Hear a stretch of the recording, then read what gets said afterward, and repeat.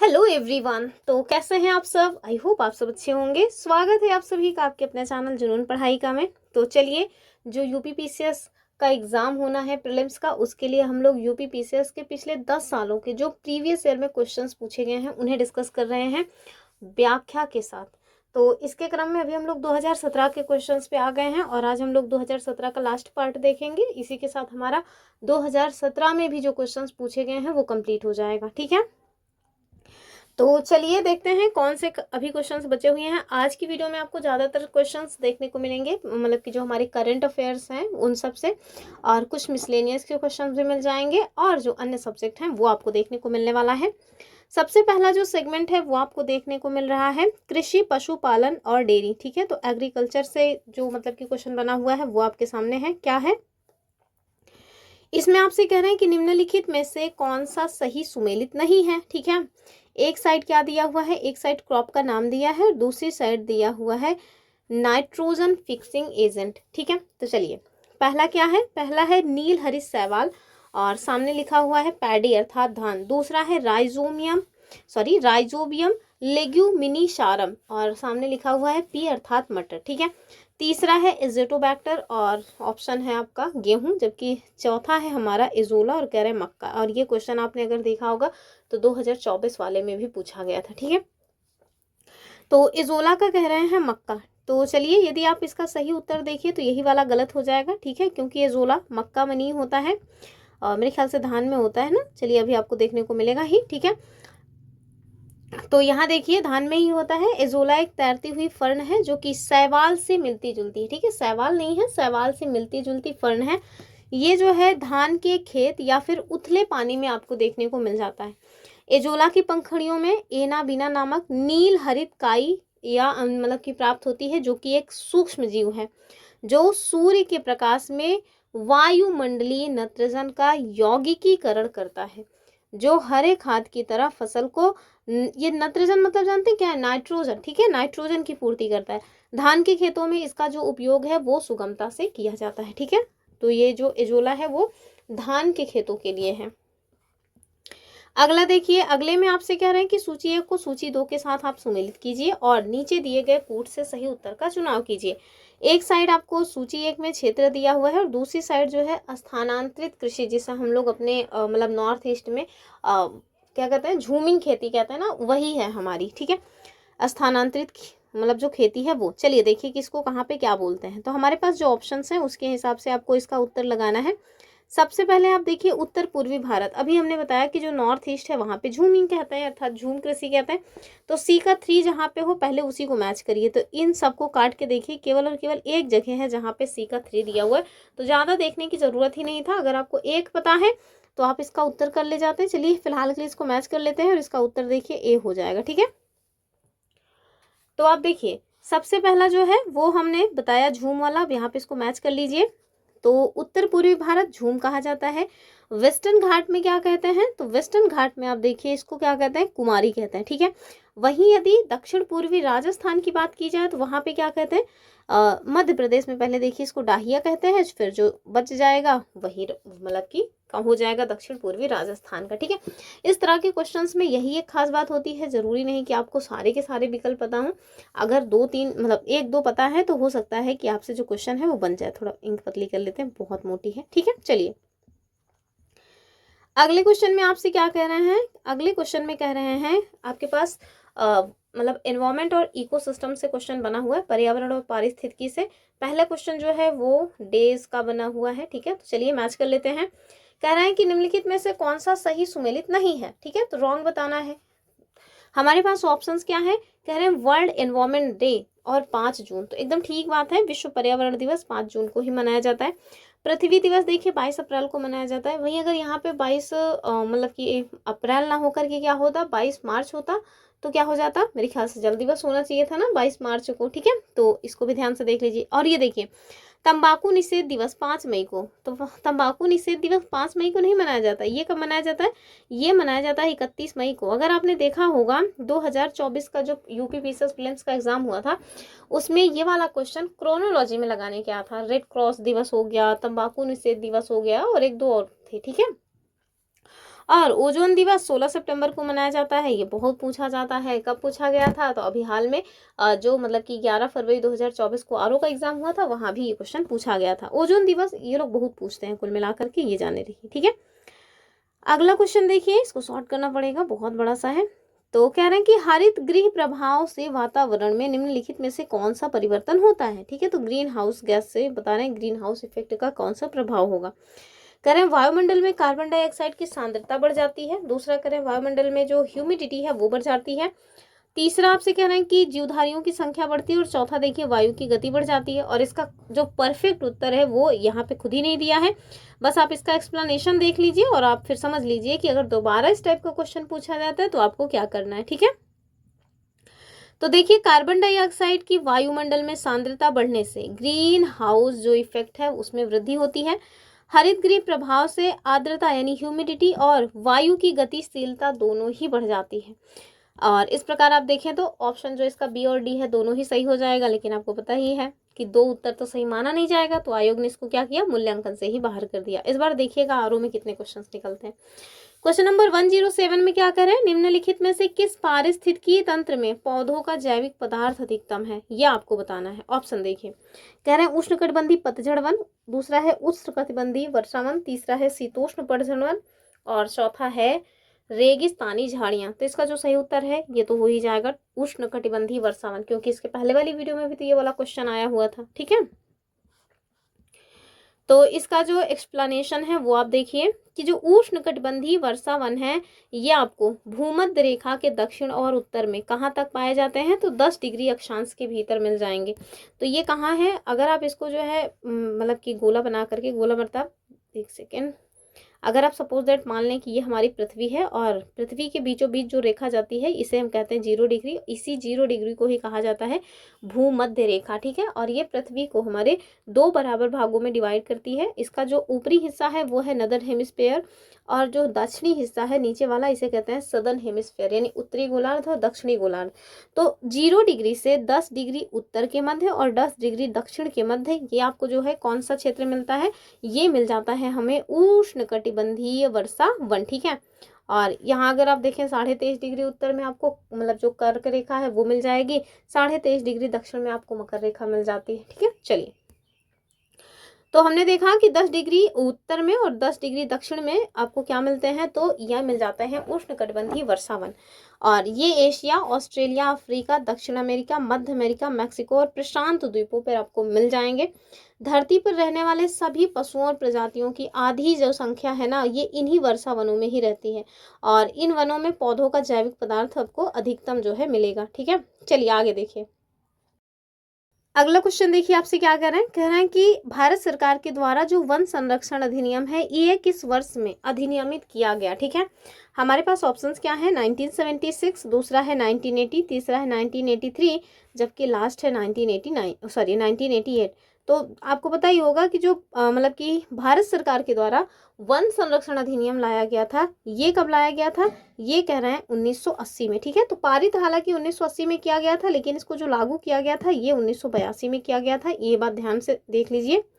चलिए इसका एक्सप्लेनेशन देखते हैं कि भारत सरकार के द्वारा जो वनों के संरक्षण और विकास के लिए वन संरक्षण अधिनियम है ये 1980 में पारित किया गया। ठीक है, और इस अधिनियम का जो मेन उद्देश्य है वो क्या है, वो यही है कि जो वनों का विनाश हो रहा है उसको कम किया जाए और जो हमारे वन भूमि है ना उनको गैर वानिकी कार्यों के उपयोग में ना लाया जाए। ठीक है, ये जो अधिनियम है इसके प्रभावी होने के पश्चात कोई भी भूमि केंद्रीय सरकार की अनुमति के बिना गैर वानिकी या किसी भी अन्य कार्य के लिए प्रयोग में नहीं लाई जा सकती। ठीक है, बस इस बात को ध्यान रखिएगा कि जो वन्य जीव संरक्षण अधिनियम है ये 1972 का है, जबकि पर्यावरण संरक्षण अधिनियम जो है वो 1986 में लागू किया गया। ठीक है, तो इन दोनों में थोड़ा डिफरेंस होता है, इन्हें थोड़ा ध्यान से देख लीजिएगा क्योंकि क्रोनोलॉजी में ये दोनों ही ईयर हमसे पूछे जाते हैं। ठीक है, अगला क्वेश्चन कह रहे हैं कि जैव विविधता को अधिकतम संकट है। अभी कल वाली वीडियो में भी हमने देखा था कि उनका जो प्राकृतिक आवास है उसकी वजह से सबसे ज्यादा समस्या हो रही है, इसका उत्तर हो जाएगा ऑप्शन ए। ठीक है,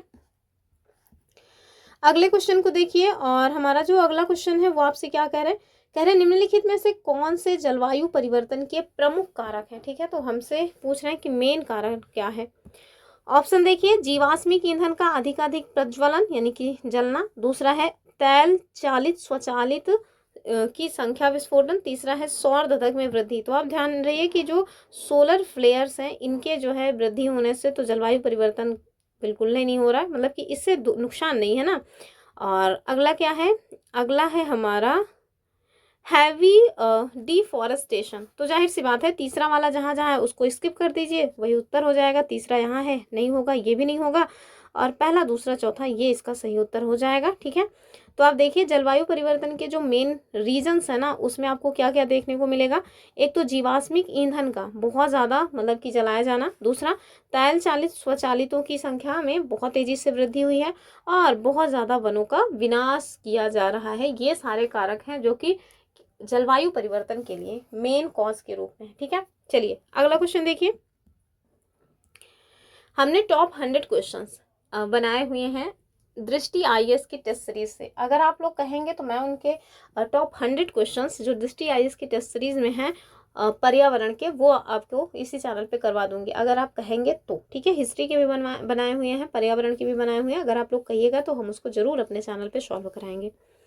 अगले क्वेश्चन को देखिए, कह रहे हैं रानी झांसी समुद्री राष्ट्रीय पार्क की स्थापना कब हुई थी। ऑप्शन देखिए 1994, 1995, 1996 या 1997। तो इसका उत्तर जाने रहिए क्या हो जाएगा, 1996। ठीक है, तो रानी झांसी जो समुद्री राष्ट्रीय पार्क है इसकी स्थापना हुई थी 1996 में। ठीक है, कहाँ पे है ये भी जाने रहिए। तो ये आपको जो है बंगाल की खाड़ी में भारत के अंडमान निकोबार द्वीप समूह में मिल जाएगा। ठीक है, उद्घाटन जाने रहिए 1996 में हुआ था। टोटल क्षेत्रफल जो है वो 256.14 वर्ग किलोमीटर है।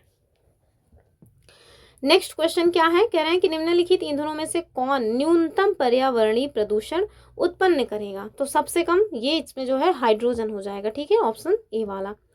और आगे देखिए कि वर्तमान समय में जो परंपरागत ऊर्जा सोर्स हैं उनके साथ हाइड्रोजन सेल का प्रयोग भी ऊर्जा उत्पादन तथा अधिक दूरी के वाहनों में किया जा रहा है, जो जीवाश्म ईंधनों के मुकाबले कम प्रदूषण उत्पन्न करता है। और इस वजह से आप देखें कि यही इसका सही उत्तर हो जाएगा। ठीक है, चलिए आगे देखिए। क्वेश्चन नंबर 113 क्या है कि निम्नलिखित में से कौन सा भारत में स्थापित पहला राष्ट्रीय उद्यान है, ये आपको बताना है। चंदौली, जिम कॉर्बेट, तो यही हो जाएगा। ठीक है, जिम कॉर्बेट राष्ट्रीय उद्यान हो जाएगा। इसे पहले हेली नेशनल पार्क कहा जाता था। क्या कहते थे, इससे पहले हेली नेशनल पार्क कहा जाता था। अभी तो इसको शायद रामगंगा नेशनल पार्क भी कहा जाता है। ठीक है, तो इसको ध्यान से देख लीजिए। और एक्सप्लेनेशन देखिए कि भारत में जो स्थापित पहला राष्ट्रीय उद्यान है वो कौन सा है, वो है हेली राष्ट्रीय पार्क। अभी इसको जो है क्या कहा जा रहा था, जिम कॉर्बेट। और ये कहाँ पे है, तो नैनीताल उत्तराखंड में 1936 में इसकी स्थापना हुई थी। अगले क्वेश्चन में क्या करें अधोलिखित में से कौन जीव से जैव मंडल तक जैविक संगठन का सही अनुक्रम है। तो ये तो देख लेते हैं। ऑप्शन देखिए, जनसंख्या पारिस्थितिकी तंत्र समुदाय भूदृश्य। दूसरा कहते हैं भूदृश्य समुदाय पारिस्थितिकी तंत्र जनसंख्या। सबसे पहले तो जाने रहिए कि जनसंख्या आना चाहिए, क्योंकि जनसंख्या से ही समुदाय भी बनेगा, उन्हीं से ही पारिस्थितिकी तंत्र बनेगा। तो सबसे पहले जो आना चाहिए ना वो जनसंख्या आना चाहिए। और जनसंख्या आपको 3 जगह सबसे पहले मिल रहा है, तो एक ऑप्शन तो इस वजह से आपका एलिमिनेट हो जाएगा। और इस जो जनसंख्या है कई सारे लोग मिलकर के क्या बनाते हैं, समुदाय बनाते हैं। तो आप देखिए जनसंख्या के बाद समुदाय आना चाहिए, और जनसंख्या के बाद समुदाय केवल एक में है, ऑप्शन सी में। ठीक है, तो सबसे पहले तो जनसंख्या होनी चाहिए, जनसंख्या से फिर मिलकर के समुदाय बनेगा, कई समुदाय मिलकर पारिस्थितिकी तंत्र का निर्माण करेंगे। ठीक है, चलिए अगला क्वेश्चन देखिए, फिर उसके बाद ध्यान ही रहे भूदृश्य वगैरह हो जाएगा। क्वेश्चन नंबर 115 क्या कह रहे हैं कि निम्नलिखित में से कौन सही सुमेलित नहीं है। एक साइड है ग्रीन हाउस गैस, दूसरी साइड है सोर्स। ठीक है, चलिए देख लेते हैं। पहला जो है वो कह रहे हैं कार्बन डाइऑक्साइड और थर्मल पावर स्टेशन, एकदम ठीक बात है। कह रहे हैं क्लोरोफ्लोरोकार्बन और ऑटोमोबाइल, तो क्लोरोफ्लोरोकार्बन ऑटोमोबाइल से नहीं, अब देखें तो रेफ्रिजरेटर वगैरह से जो है वहां से निकल जाता है। तो इसका उत्तर यही वाला हो जाएगा, क्योंकि हमसे रॉन्ग ही पूछ रहे थे। नाइट्रस ऑक्साइड, तो हाँ ये जलमग्न जो धान के खेत हैं वहां से मिलता है। और सल्फर डाइऑक्साइड ये आपको ईंट के भट्ठे से मिल जाएगा। तो उत्तर हो जाएगा इसका ऑप्शन बी वाला। ठीक है, क्लोरोफ्लोरोकार्बन कहाँ से निकलता है, तो जो CFC गैस है ना ये आपको जो ठंडक प्रदान करने वाले यंत्र हैं, जैसे रेफ्रिजरेटर हो गया, AC वगैरह हो गया, वहां से निकलते हैं। तो यहाँ पे देख लीजिए, air conditioner, refrigerator, gas, fridge, यहाँ से निकलती है ये मतलब कि गैस। ठीक है, अगला देखिए 116 क्या कह रहे हैं, असर्शन और रीजन का क्वेश्चन है, तो हिंदी वाला सेक्शन हम लोग पढ़ेंगे। और यहाँ आपसे कह रहे हैं कि भारत में जलवायु परिवर्तन से सामाजिक तनाव बढ़ रहा है। ठीक बात है। कह रहे हैं मौसम की चरम दशा की बारंबारता और तीव्रता से खाद्य सुरक्षा पर गंभीर प्रभाव पड़ेंगे। और फिर आपके पास वही कूट वगैरह दिया है, तो इसका उत्तर जाने रहिए कि कथन भी सही है, कारण भी सही है और इसकी व्याख्या भी वो कर रहा है। चलिए, तो आप देखिए कि भारत में जलवायु परिवर्तन से जो सामाजिक तनाव है वो बढ़ रहा है और मौसम की चरम दशा की बारंबारता और तीव्रता से खाद्य सुरक्षा पर भी गंभीर संकट है। ठीक है। और चलिए अगले क्वेश्चन की बात करेंगे। अब अपना यूपी स्पेशल से क्वेश्चन बन रहा है। हालांकि बहुत कम संभावना है कि यूपी स्पेशल से प्री में क्वेश्चन बने, लेकिन बन भी सकता है। संभावना इस वजह से हम कम कह रहे हैं, ये बात सोचिएगा कि 2024 में नहीं पूछा गया था इस वजह से हम कह रहे हैं, नहीं, इस वजह से कह रहे हैं कि अब जो है यूपी स्पेशल का अलग से ही मेंस में पेपर आ गया, वो भी दो दो पेपर, तो प्री में क्यों पूछेंगे, बस इस वजह से कह रहे हैं। खैर, अगर देखे रहेंगे जो प्रीवियस ईयर क्वेश्चन है तो उससे आपका बन ही जाएगा कुछ ना कुछ। तो एक साइड उद्योग दिया है, दूसरी साइड केंद्र दिया है। कह रहे हैं खेल का सामान, तो देखिए खेल का सामान जो है वो मेरठ से संबंधित हो जाएगा। ठीक है। दिया सलाई, तो ये तो बरेली हो जाएगा। पीतल का सामान जो है ये जो है हो जाएगा मुरादापुर, और सॉरी मुरादाबाद। लकड़ी पर नक्काशी हो जाएगा सहारनपुर। ठीक है। तो अगर हम इसका मैच करेंगे तो ए का हो जाएगा 3, ठीक। और मैच बॉक्स का बरेली यानी कि बी का 4, और ब्रास वेयर का हो जाएगा 1, और वुड कार्विंग का क्या हो जाएगा, ये हो जाएगा 2। 34 12 जिस विकल्प में होगा वही इसका उत्तर हो जाएगा। देखिए ऑप्शन बी जो है वो सही है। ठीक है। अगला क्वेश्चन देखिए। अगला क्वेश्चन क्या है, तो ये करंट अफेयर से क्वेश्चन आ गया। मैंने कहा था ना आज की वीडियो में ज़्यादा ही करंट अफेयर के क्वेश्चन होंगे। हम लोग बस ये देखेंगे कि किस तरह के क्वेश्चंस पूछे गए हैं, ताकि आप अभी जो करंट अफेयर पढ़ रहे हैं तो उसमें चीज़ों को अपडेट कर लें। जैसे क्वेश्चन नंबर क्या पूछा गया है 118 में, कह रहे हैं कि सबके लिए सतत ऊर्जा दशक पहल है। किसकी पहल है, यूएन की या फिर भारत की या जर्मनी की या वर्ल्ड बैंक की, तो ये हो जाएगा अपना ऑप्शन ए, यानी कि यूएन की ये पहल है। ठीक है। अगला क्वेश्चन क्या है, कह रहे हैं कि Saksham project approved by Government of India is related to, तो जो प्रोजेक्ट वगैरह आते हैं वो किससे रिलेटेड है, ये क्वेश्चन पूछा ही जाता है। तो जब आया था तो जाने रहिए कि नवीन अप्रत्यक्ष कर नेटवर्क से ये संबंधित था। ठीक है। अगला क्वेश्चन क्या आ रहा है कि स्टार्टअप की विशेष आवश्यकताओं को पूरा किया जाता है किसके द्वारा, तो दूध के निवेशकों के माध्यम से, जोखिम युक्त पूंजी से और भीड़ वित्त पोषक के माध्यम से, अर्थात सभी से। ठीक है। चलिए आगे देखिए अगला क्वेश्चन। अगले क्वेश्चन में आपसे क्या कह रहे हैं, कह रहे हैं कि निम्न में से किसके द्वारा जनवरी 2017 में सेज इंडिया मोबाइल ऐप शुरू किया गया। तो जो ऐप एंड पोर्टल हम लोग पढ़ते हैं ना, उसी से क्वेश्चन ये बना हुआ है। तो जाने रहिए कि ये वाणिज्य और उद्योग मंत्रालय के द्वारा। ठीक है। अभी हाल ही में एक क्वेश्चन पूछा गया था आरओ वाले में, बस अभी मुझे याद नहीं आ रहा है वो कौन सा था जिस वो पूछा गया था, कोई ऐप पोर्टल टाइप का था, मतलब इसी टाइप का था। अगला क्वेश्चन क्या है कि ब्रिक्स देशों द्वारा कौन सा बैंक चाइना में स्थापित किया जा रहा है। तो ये तो वैसे ही हमेशा ही ये हॉट टॉपिक रहता है, ब्रिक्स वगैरह, मतलब जो भी संगठन है उन सबसे क्वेश्चंस बनते ही हैं। तो ये कौन सा था, ये था अपना न्यू डेवलपमेंट बैंक, यानी कि ऑप्शन सी। ठीक है। और यहाँ पे देखिए चीन, सॉरी, दुनिया की उभरती हुई जो अर्थव्यवस्था वाले देश है ना, वो आपको ब्रिक्स में मिल जाएंगे। अभी आप मुझे कमेंट करके बताइएगा कि वर्तमान में ब्रिक्स में कितने सदस्य हो गए हैं, सबका नाम लिख करके बताइएगा, क्योंकि हमसे क्वेश्चन इसी तरह से भी पूछे जाते हैं। मतलब नाम दे देंगे, कहेंगे ये जो है ढिमकाने इसमें का सदस्य नहीं है या इनके सदस्य हैं, इस टाइप के क्वेश्चन। क्वेश्चन नंबर नेक्स्ट क्या है कि भारत सरकार के द्वारा प्रारंभ की गई कौन सी योजना, स्वदेश दर्शन योजना, किस पर्यटन चक्र का विकास इसमें सम्मिलित नहीं है। ऑप्शन देखिए, विरासत चक्र, सूफी चक्र, रामायण चक्र या तटीय चक्र। तो ये हो जाएगा अपना सूफी चक्र, यानी सूफी सर्किट। ठीक है। और कब स्टार्ट की गई थी, तो 2015 में। किसके द्वारा, पर्यटन मंत्रालय, भारत सरकार के द्वारा जो स्वदेश दर्शन योजना है इसको स्टार्ट किया गया था। ये एक स्टैटिक जीके वाला पोर्शन बन गया है। ठीक है। और इस स्कीम के तहत आप देखें तो 13 थीम आधारित परिपथों की पहचान की गई थी। कौन कौन से थे ये, तो इसमें आपको मिल जाएंगे पूर्वोत्तर भारत परिपथ, कृष्ण परिपथ, मरुस्थल परिपथ, बौद्ध परिपथ, हिमालय परिपथ, तटीय परिपथ, जनजातीय परिपथ, वन्यजीव परिपथ, ग्रामीण परिपथ, आध्यात्मिक परिपथ, रामायण परिपथ, विरासत परिपथ और इको परिपथ।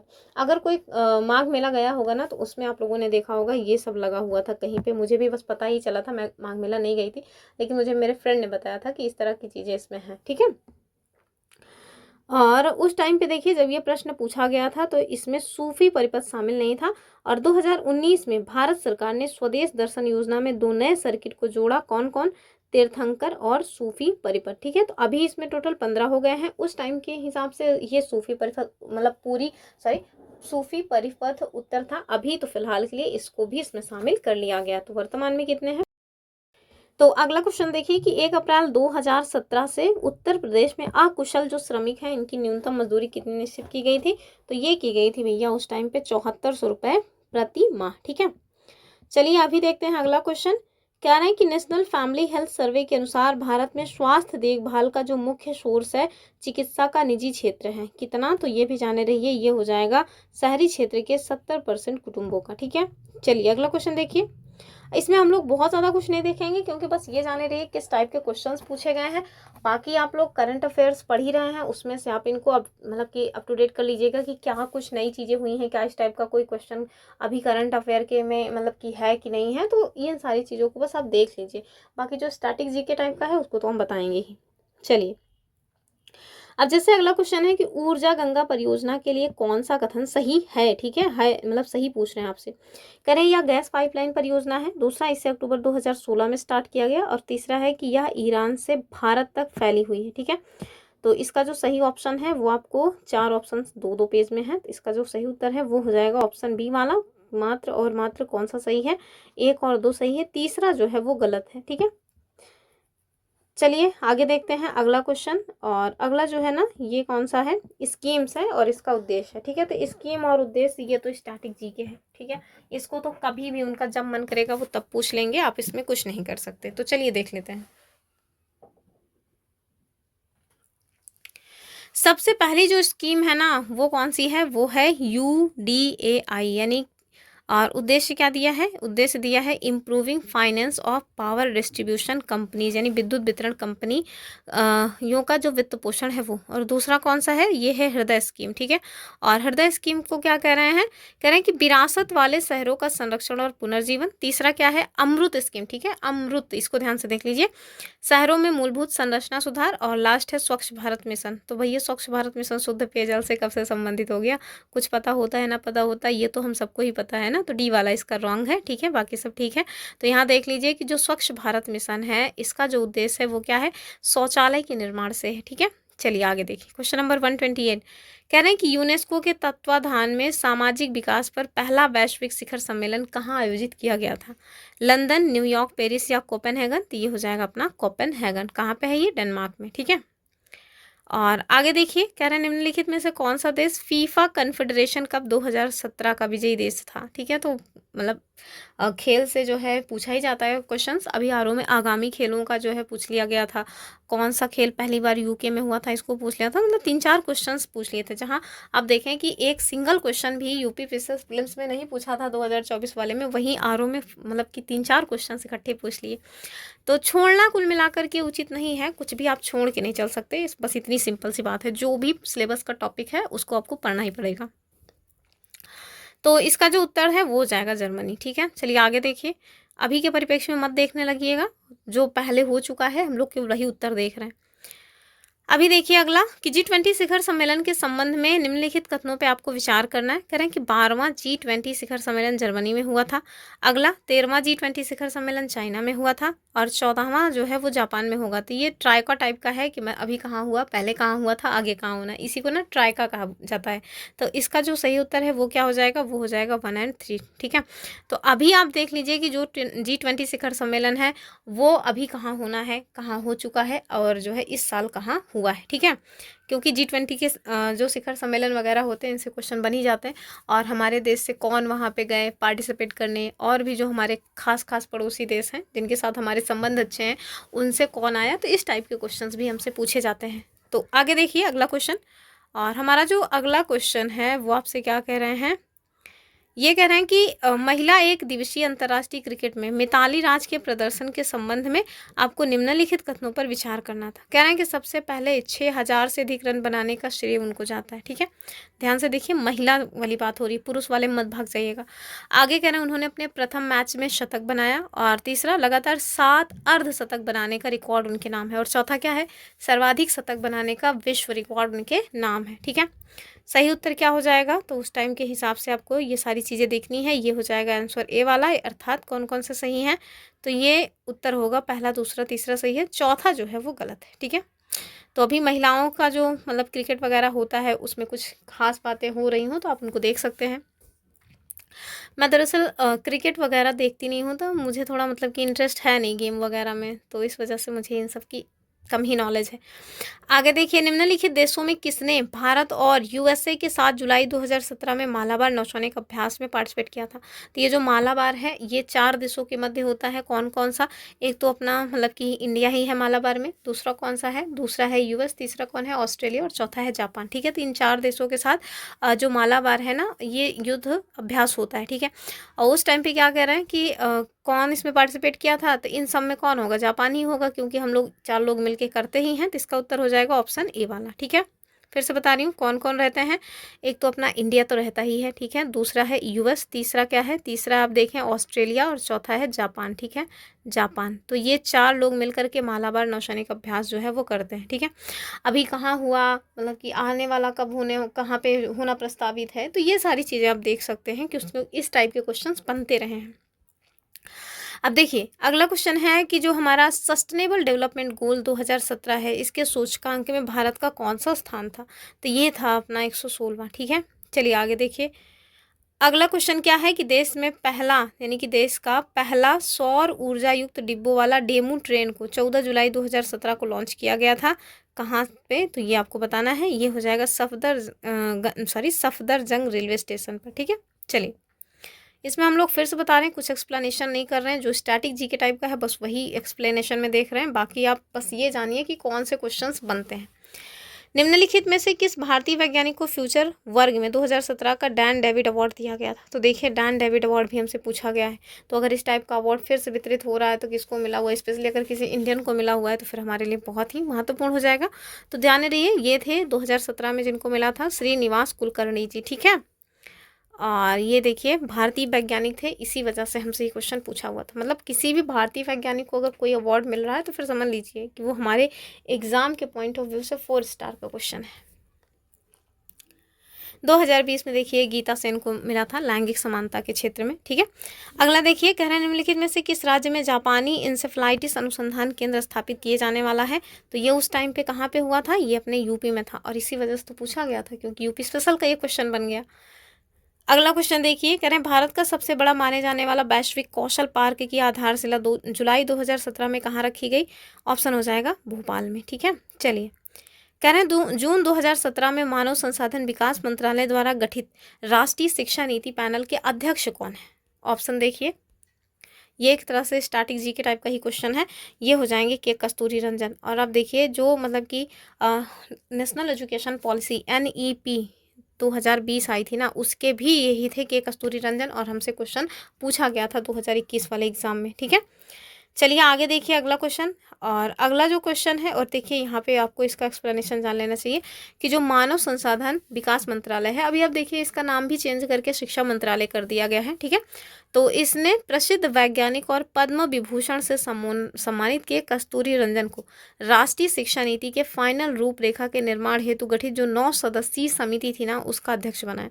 और इस समिति की रिपोर्ट पर ही 29 जुलाई 2020 को केंद्रीय मंत्रिमंडल के द्वारा नई राष्ट्रीय शिक्षा नीति 2020 को जो मतलब की स्वीकृति है वो मिली थी, ठीक है?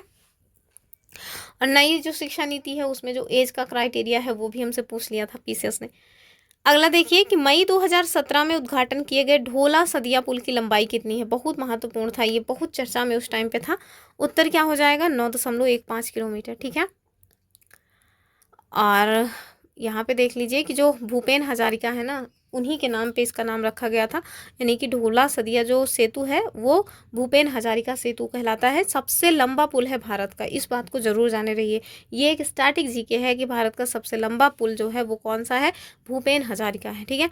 और कब उद्घाटन हुआ था? 26 मई 2017 को मोदी जी के द्वारा। और कितना था? तो 9.15 किलोमीटर लंबा रहा है। लोहित नदी को पार करता है।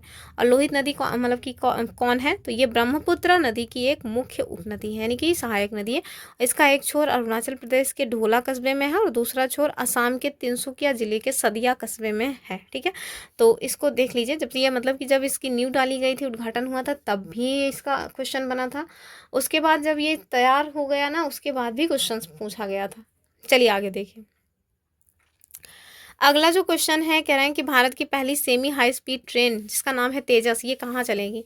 ऑप्शन देखिए, कह रहे हैं दादर तथा कामथे के मध्य, दूसरा है ठाणे तथा कोलाड के मध्य, तीसरा है मुंबई और करमाली के मध्य, और चौथा है मुंबई तथा पुणे के मध्य। उत्तर क्या हो जाएगा? ये हो जाएगा ऑप्शन सी, मुंबई तथा करमाली के मध्य भारत की पहली सेमी हाई स्पीड ट्रेन तेजस चलेगी या चल चुकी है, क्योंकि ये पहली बार हुआ है, इस वजह से ये स्टैटिक जीके है, तो इसको आप देख सकते हैं। अगला देखिए, कह रहे हैं संघाई सहयोग संगठन का शिखर सम्मेलन जिसमें भारत को पूर्ण सदस्य के रूप में शामिल किया गया, ये कहाँ पे हुआ था? तो ये हुआ था अस्ताना में, ठीक है। और आप देखिए तो जो एससीओ है इसी को कहते हैं सहयोग, मतलब संघाई सहयोग संगठन, इसकी बैठक कहाँ पे हुई थी? तो कजाकिस्तान के अस्थाना में हुई थी, और इसमें भारत पाकिस्तान को इस संगठन में पूर्ण काल का मतलब कार्यकालिक सदस्य बनाया गया था। अर्थात 2017 में भारत और पाकिस्तान दोनों ही एससीओ के मेंबर बने थे, बस ये जानिए, ठीक है। और इसके साथ ही चाइना के प्रभुत्व वाले जो एससीओ है ना, इसकी संख्या टोटल बढ़ करके 8 हो गई थी। एससीओ के 8 सदस्य रूस, China, Kazakhstan, Kyrgyzstan, Tajikistan, Uzbekistan, Bharat और पाकिस्तान है। और ये जो है पहली बार है जब एससीओ का विस्तार हुआ था। संघाई सहयोग संगठन एससीओ, इसकी 19वीं बैठक का आयोजन कहाँ पे किया गया था? तो ये भारत की अध्यक्षता में हुआ था और नवंबर 2020 में, ठीक है। हालांकि वर्चुअली रूप से संपन्न हुआ था। आगे देखिए कि 17 सितंबर 2021 को संघाई सहयोग संगठन के राष्ट्राध्यक्षों की परिषद की 11वीं जो बैठक है ये कहाँ पे हुई थी? तो ये दुशांबे में हुई थी। अभी आप बताइएगा कि एससीओ में क्या अभी भी केवल 8 ही सदस्य हैं या बढ़े हैं? ठीक है, चलिए ये देखिए ब्रिक्स शिखर सम्मेलन का मेजबान देश जो 9th वाला हुआ था, कहाँ पे हुआ था? तो ये हुआ था चाइना में, ठीक है। और ब्रिक्स की भी संख्या बढ़ गई है, इसको भी ध्यान से देख लीजिएगा, ठीक है। आगे देखिए अगला क्वेश्चन कह रहा है शहरी विकास मंत्रालय द्वारा मई 2017 में जारी की गई सूची के अनुसार निम्नलिखित में से किस शहर को सर्वाधिक गंदा शहर का दर्जा दिया गया? मतलब बहुत पूछ सके, अच्छा स्वच्छ शहर इंदौर। अब बताइए गंदा शहर तो कौन था भैया? अपने यूपी का था गोंडा, समझ रहे हैं? मतलब हद हो गई। कुछ अच्छा भी होता है अपने यूपी में कि नहीं? तो सबसे अच्छा जो है वो इंदौर, अभी भी आप देखेंगे सबसे अच्छा इंदौर ही है, लेकिन उस टाइम पे सबसे गंदा शहर जो है वो था अपना गोंडा, ठीक है। आगे देखिए, कह रहा निम्नलिखित में से किसे 2016 के सरस्वती सम्मान से सम्मानित किया गया था? तो सरस्वती सम्मान भी हमसे पूछा जाता है, इसको आप देख जरूर लीजिएगा। तो उस टाइम पे महाबलेश्वर सैल को सम्मानित किया गया था। इसमें हमारे लिए क्या जानना इंपॉर्टेंट है? तो अभी जो मतलब कि किसको मिला है ये आपके लिए जानना इंपॉर्टेंट है, और किसके द्वारा दिया जाता है ये अगर मतलब कि होता तो ठीक था। देखिए यहाँ पे दिया नहीं है सरस्वती सम्मान किसके द्वारा प्रदान किया जाता है, ये नहीं दिया गया है इसमें, ठीक है। तो यही गलत किया है, इनको देना चाहिए था। मेरे ख्याल से सरस्वती सम्मान जो सम्मान है वो के बिरला फाउंडेशन देता होगा, देख लीजिएगा, हाँ मुझे कंफर्म नहीं है, वरना फिर आप कहेंगे कि गलत गलत बता दिए। तो इस वजह से कह रहे हैं देख लीजिएगा एक बार, क्योंकि इसमें दिया भी नहीं है, और मुझे जहाँ तक भीनी भीनी से स्मृति आ रही है कि मे भी उनके द्वारा दिया जाता हो, जरूरी नहीं कि दिया ही जाता हो, मुझे लग रहा है जैसे मैंने ऐसे टाइप का कुछ पढ़ा है, ठीक है। चलिए क्वेश्चन नंबर 145 में आपसे क्या कह रहे हैं कि विश्व जनसंख्या दिवस 2017 की थीम क्या थी? पहले तो यही पता होना चाहिए कि ये मनाया कब जाता है, फिर आप देखिए इसकी थीम क्या थी। तो उत्तर तो उस टाइम का जो था वो आप जान लीजिए। कब मनाया जाता है इसको जानिए, तो 11 जुलाई को मनाया जाता है। कब मनाया जाता है? 11 जुलाई को। कई बार ये क्वेश्चन बना हुआ है, जो अभी हम आपको बता रहे थे ना कि मतलब कि आरओ जो 2024 को हुआ था जिसका एग्जाम कैंसिल हुआ था, उसमें भी ये क्वेश्चन बना हुआ था, ठीक है।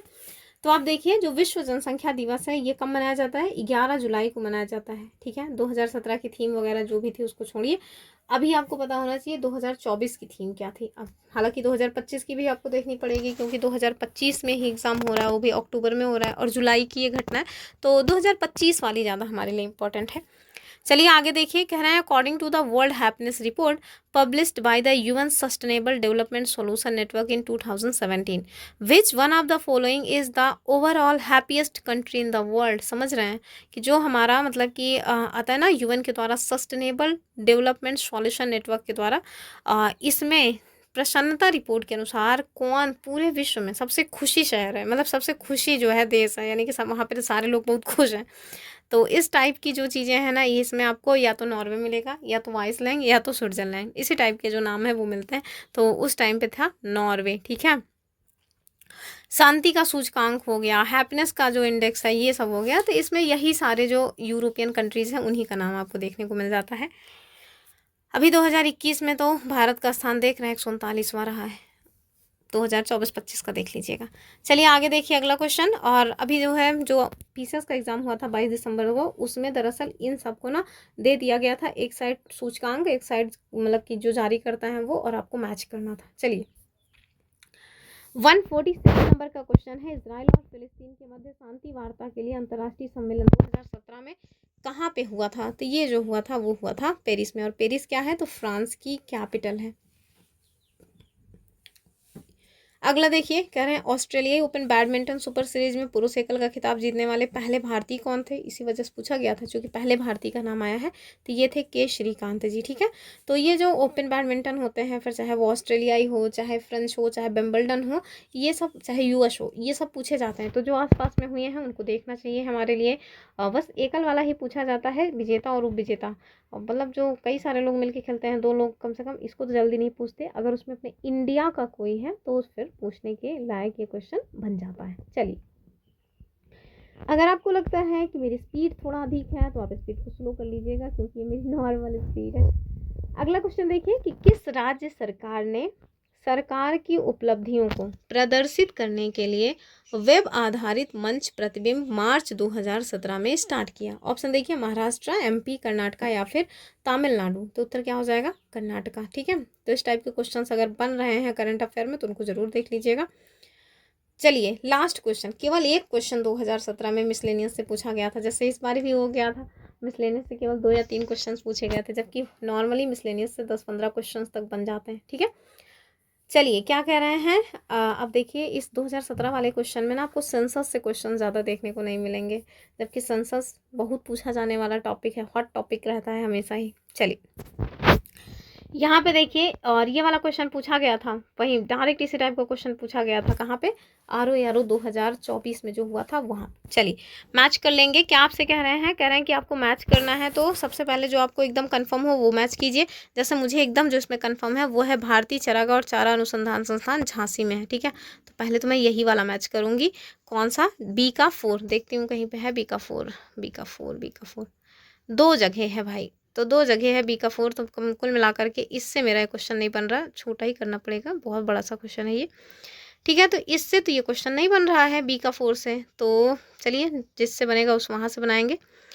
तो इंडियन जो भारतीय चारागाह वाला है ये तो झांसी में है, ये हमने देख लिया। ठीक, तो कम से कम 2 ऑप्शन तो एलिमिनेट हो ही गए हैं, कुछ ना कुछ तो बुद्धि लगा करके हम लोग इसको तुक्का तो कम से कम लगा ही सकते हैं। चलिए, कह रहे हैं वन अनुसंधान संस्थान और केंद्रीय शुष्क क्षेत्र। अब जैसे शुष्क क्षेत्र है, हम लोग इतना तो समझ सकते हैं कि कहाँ जो है रेगिस्तान वगैरह है उस साइड हो सकता है शुष्क क्षेत्र वाला हो, मतलब तुक्का लगा सकते हैं, ट्रिक्स कुछ ना कुछ तो हम अपने दिमाग में ला ही सकते हैं।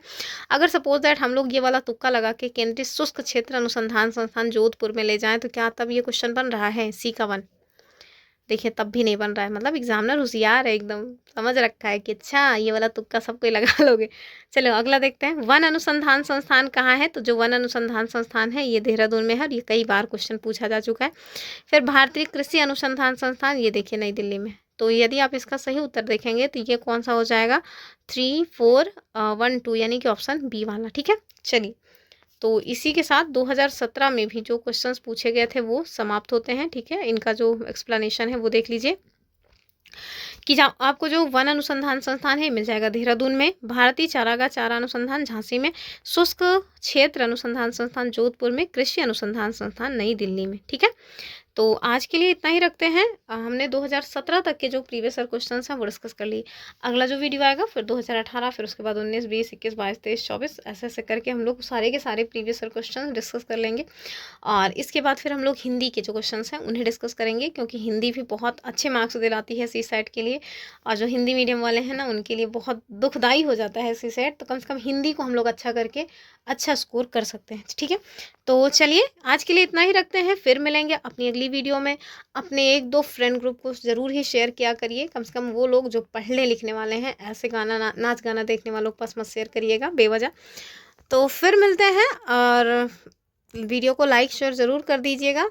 पीडीएफ के लिए आप हमारा टेलीग्राम चैनल ज्वाइन कर लीजिए, वहीं पे आपको इसकी सारी पीडीएफ और डेली क्लासेस की लिंक वगैरह मिल जाती हैं। तो फिर मिलते हैं, तब तक के लिए नमस्कार एंड जय हिंद। चल